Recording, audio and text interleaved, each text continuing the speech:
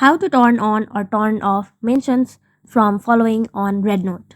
Hello everyone, this is Sabrina here to help you today. So without any further ado, let's get right into the video. First, go to your REDnote application. Then tap on your profile icon from your bottom right corner.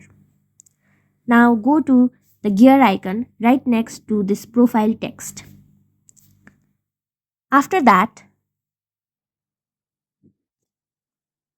go to privacy settings. Now, in this interaction section, you will see an option of allow only mentions from following. You can toggle this on or toggle this off as per your preference from here. So that's it. Thank you for watching this video. Make sure to like, share and subscribe to our YouTube channel. If you got any questions, comment them down and I'll catch you in the next one.